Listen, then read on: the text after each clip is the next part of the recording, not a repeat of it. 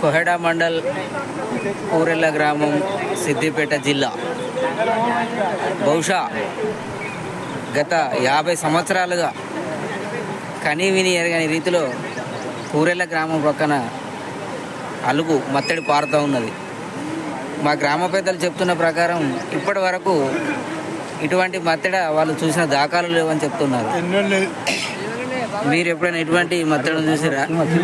మేము మిట్టి పెరిగినది చిన్న గడ్డ తప్పి అప్పుడు వల్ల గడ్డకే ఎక్కదు నీళ్ళు. అటువంటిది ఆ బావి పట్టుకొని మొత్తం పోతూనే ఉన్నది. 20-50 ఎకరాల వాటి మీరు చూసినప్పటి నుంచి ఇప్పటి వరకు చరిత్రలో ఎప్పుడు కాలే ఇట్లా. లేదు మేము చూసినప్పటి